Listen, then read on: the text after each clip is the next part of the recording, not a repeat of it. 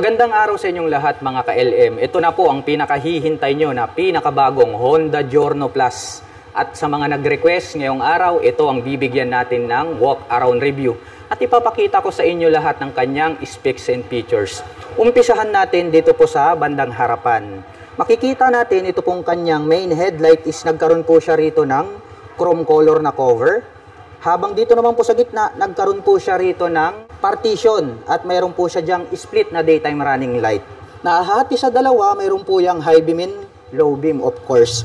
Habang dito naman po sa bandang gitna, may chrome color po rito and then combination po siya ng silver color. At may nakalagay naman po rito na Honda decal na black color. At dito po pala sa bandang gitna, kung napapansin nyo, nagkaroon po siya dito ng deep lines. Nabubuksan po pala ito. At dito po pala located yung kanyang battery. Kaya para po dun sa mga nagre-request doon po sa ating Honda Click 125 na nandun po sa footboard yung kanyang battery compartment. Ngayon, nandirito na po siya sa bandang itaas. Kaya good thing para po dito sa Pilipinas na alam naman natin na pag umulan ng konti ay binabaha na agad. At bukod dyan, dito naman po sa magkabila, makikita po natin dito ito pong kanyang turn signals, no? Ang cute din. Bulb type po yung kanyang ginagamit para po dito sa kanyang turn signals. Dumako naman po tayo dito po sa kanyang front fender. So yung kulay po pala na ito is parang dirty white or cream kung hindi ako nagkakamali.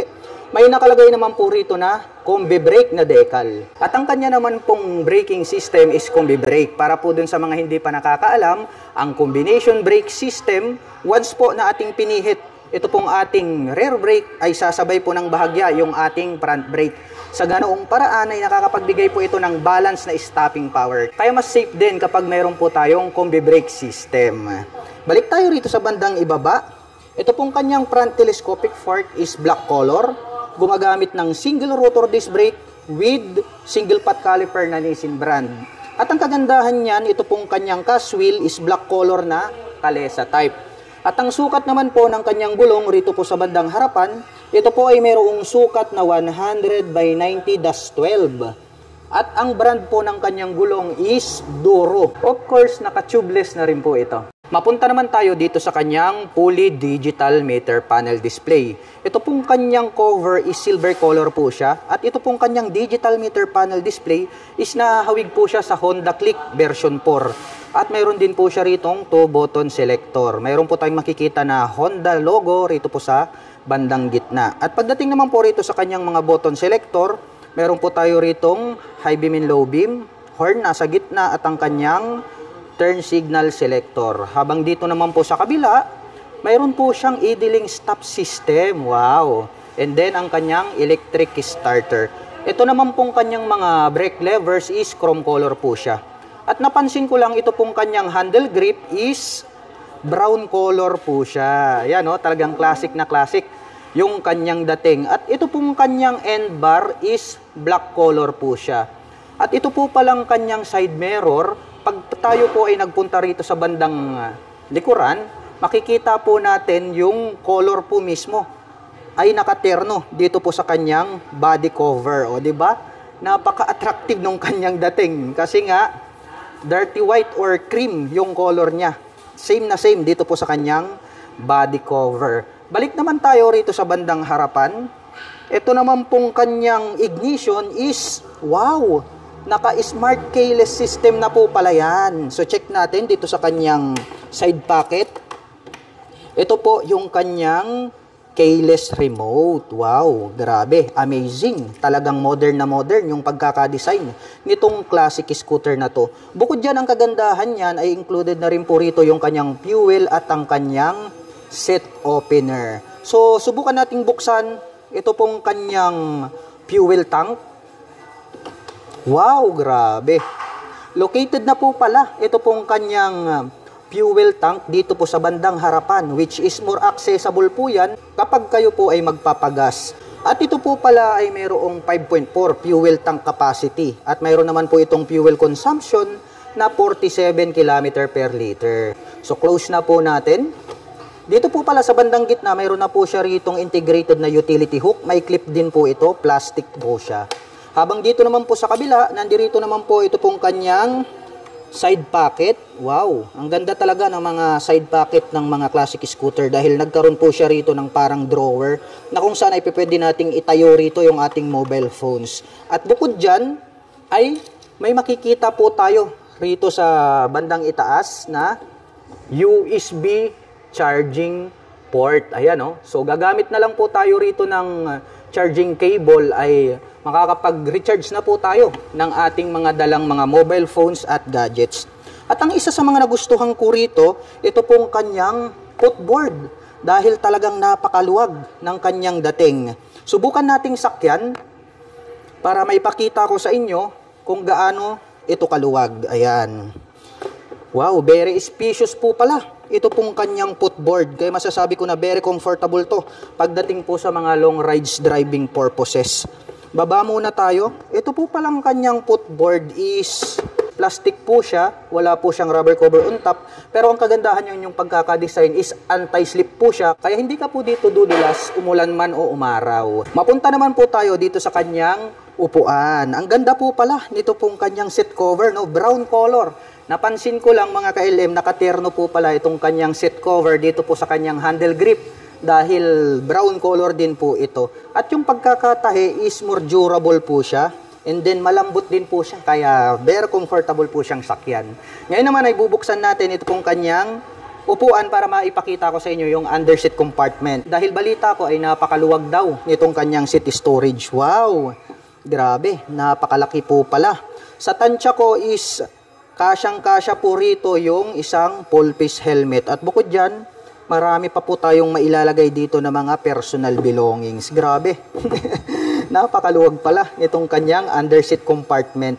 Dahil nga, kaya ganito siya ka-spacious dahil ito pong kanyang fuel tank is located na rito sa bandang harapan. Kaya yung space nitong ating underseat compartment ay mas maluwag. Mapunta naman po tayo rito po sa kanyang side profile. Ito yung isa sa mga nagustuhan ko sa mga classic na motorsiklo. Dahil itong part na to is makikita natin na talagang napaka-bulky at talagang napaka-flawless ng kanyang dating. Combination po pala ito ng creamy white, hindi ako nagkakamali sa kanyang color, or cream, and then black color. At ito pong kanyang pillion step para sa ating back rider, ayan o, ang kapal, kaya matibay talaga to. At naglalak po siya, ayan o, nag-click-clip. At ang kagandahan niyan, alloy po siya. So hindi po nagpipid yung kanyang kulay. So balik natin. At dito po sa kanyang side profile, may makikita po tayo rito na nakalagay na Giorno Plus. Ito po yung kanyang model name, chrome color, at ito po ay 3D emblem, kaya talagang very attractive sa ating mga paningin. Dito naman po sa bandang ibaba, makikita natin dito, ito pong kanyang radiator cover. So meaning to say, since ito po ay mayroong radiator, ito po pala ay equipped with liquid cooling system. So para po sa mga hindi pa nakakaalam, ang liquid cooling system ay nakadesign po ito para po sa mga long rides driving purposes. Dahil parang naka-aircon yung inyong engine kapag mayroon po kayong liquid cooling system. Kaya kung halimbawa pupunta kayo from point A to point B, kahit sabihin natin na 500 kilometers away, walang tigil, dire-diretso ang biyahe, hindi ka mabibigo dito po sa ating pinakabagong Honda Giorno Plus. Dahil nakadesign po talaga siya para po sa mga long rides driving purposes. Kahit ibabad mo po ito maghapon magdamag, ay pwede mo po itong maasahan sa gitna ng daan. At ito naman pong kanyang stock pipe is black color po siya. Itong kanyang heat protection guard is matte black color, and then nagkaroon po siya rito ng oblong na butas. At mayroon naman po itong single exhaust. At ang atin pong pinakabagong Honda Giorno Plus 125 CBS ay mayroon po itong 780mm na seat height. Ngayon naman ay ipapakita ko sa inyo kung gaano nga ba kataas ang classic scooter na ito. Wow, saktong-sakto lang para sa ating height. Para po sa mga magtatanong, ang aking height is just around 5'6". Makikita nyo naman, lapat na lapat yung ating foot into the ground. Kaya masasabi ko na very comfortable ito para po sa mga tulad ko na 5'6" and height. Ang lapad ng kanyang upuan, no? Pero by the way, para po dun sa mga kababayan natin na hindi naman masyadong katangkaran, kayang-kayang i-maneuver po ito ng mga 5 flat and above. Mapunta naman po tayo rito sa bandang likuran. Ito pong kanyang integrated na grab bar is napaka-flawless ng finish at silver color naman po siya. Makapal, kaya masasabi natin na matibay. Napaka-classic nung kanyang dating kasi nga rounded shape po ito pong kanyang integrated na grab bar. Habang ito naman pong kanyang taillight, wow, napaka-bulky. Ang laki, no? Talagang kitang-kita ito, more visible ito, day or night time. Makikita natin dito na meron po siya ditong split na daytime running light. And then, nagkaroon po siya ng chrome color na cover dito po sa top. At ito pong kanyang mga turn signals is para po siyang diamond type. At bulb type din po yung kanyang ginagamit dito po sa kanyang turn signals. At itong nakapop up na to, pag ating sinilip, meron na po siyang plate light. May added light reflector dito sa gitna. At ito pong kanyang rear fender, ang kanyang nagsisilbing plate holder. Dumako naman po tayo rito sa bandang kabila. Ito po palang ating Honda Giorno Plus ay equipped na po pala ito ng side stand engine cut-off switch. So once po na naka-engage ito pong kanyang side stand, ay hindi po mag-ooperate or tatakbo or aandar itong ating scooter. Dahil mayroon na po siyang engine kill switch. Ito pong kanyang engine cover is black color po siya. May naka-intact naman po rito na Honda.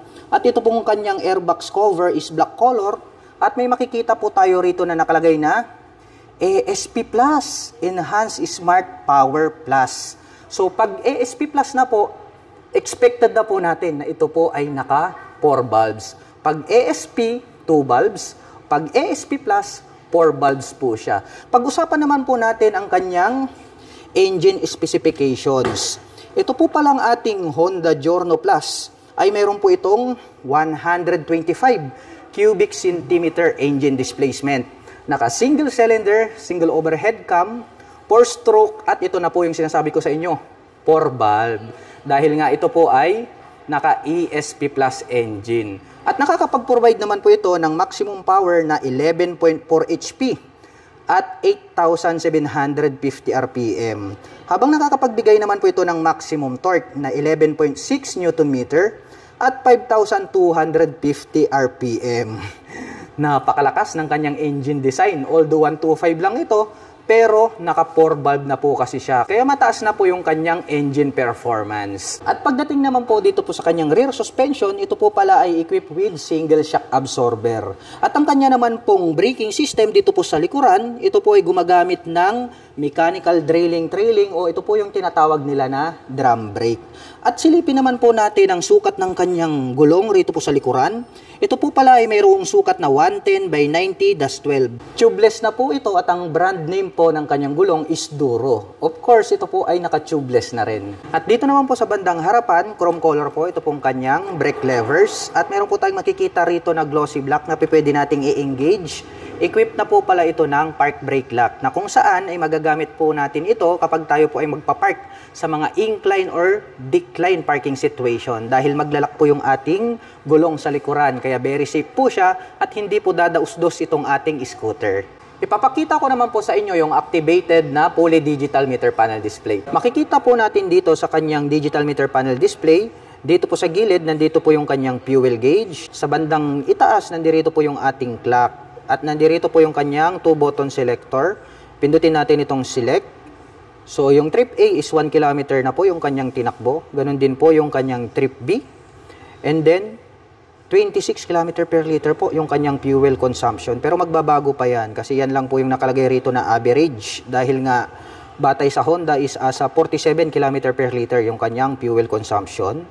And then, 12.6 volts. Ayan, mayroon na din po pala itong built-in na voltmeter. So ito po yung hinahanap ng ating mga kababayan. Good thing kasi nga mamomonitor na po natin yung battery health ng ating scooter. At ang presyo po pala ng ating pinakabagong Honda Giorno Plus 125 CBS ay nagkakahalaga po ito ng 101,900 pesos. At kung balak mo naman pong kumuha ng hulugan ay kailangan mo lang pong mag-down payment ng 9,800 pesos. At para naman po sa mga nakapanood ng video na ito at interesado pong maglabas ng pinakabagong Honda Giorno Plus 125 CBS ay available po ito sa cash at installment basis. At para naman po sa mga gustong magpunta rito ay maaari nyo po silang puntahan at bisitahin. Dito po yan sa Honda Wing Shop, San Fabian, Pangasinan Branch.